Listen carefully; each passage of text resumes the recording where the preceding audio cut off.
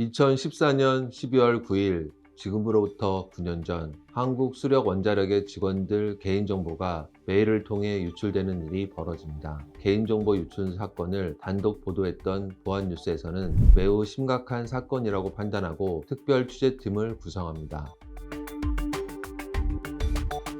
이후 사건은 개인정보 유출이 아닌 우리나라 원자력 발전 기업을 겨냥한 희대의 사이버 테러 사건으로 커지게 됩니다. 다운로드하면 하드가 파괴되는 악성 코드가 담긴 한글 문서 등이 한수원 직원들에게 발송됐다는 사실이 밝혀졌기 때문이죠. 한수원 직원뿐만 아니라 다른 국가 주요 기반 시설의 직원, 그리고 국방 안보 분야 담당자들에게도 발송되어 한수원만이 아닌 다른 추가 피해가 우려되기도 했습니다. 특히 악성 코드 감염 이후 파괴된 PC에서 재부팅의 검은 화면 위에 후에마이라는 문구가 표시되어 해당 공격을 감행한 해킹 조직의 이름이 처음에는 후에마이라고 불리게 됩니다. 사이버 테러 사태가 발생하고 3일 뒤인 12월 12일 일부 보안 전문가들 및 보안 뉴스에서는 이 사태를 일으킨 공격 주체를 북한 해커 조직으로 추정합니다. 하드 파괴 기능을 갖춘 악성 코드가 320 사이버 테러 및 소니 픽처스 해킹 때 등장했던 악성 코드였기 때문이었죠. 보안뉴스의 취재 당시 한수원 측은 이메일을 통해 들어온 악성 코드는 관계 기관에 의해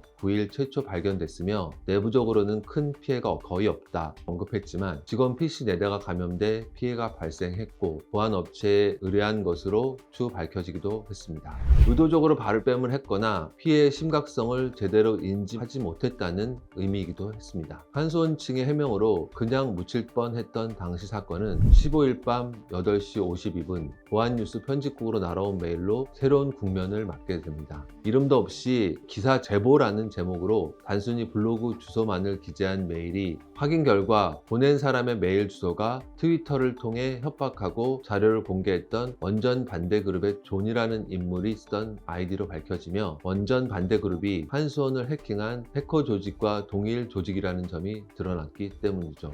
보안뉴스는 즉각 수사 당국에도 블로그의 존재를 신고해 본격적인 수사가 진행되도록 하는 동시에 잇따른 단독 보도로 한수원 사이버 테러 사태의 심각성을 국민들에게 알리기 시작했습니다. 이들은 네이버 블로그에 원전 해킹 데이터를 추가 공개하겠다는 말과 함께 여러 가지 데이터를 블로그와 트위터에 공개하면서 사이버 심리전을 펼치기 시작합니다. 당시 공개된 자료는 고리 1호기라고 이름 붙여진 설계 도면과 한수원 자체 비밀 세부 분류 지침, 월성 1호기와 고리 2호기의 설계도 및 매뉴얼, 한수원 이직금 명단과 한수원 내부에 심어놓은 것으로 추정되는 프로그램 실행 화면 등이었죠. 4차 공개 때는 청와대 아직도 아닌 보살이라는 제목으로 청와대를 비난하고 원전 가동을 중단하지 않을 경우 크리스마스 때 공격하겠다는 협박성 메시지까지 남기면서 해킹 배후로 북한의 가능성이 크게 대두되기 시작했죠.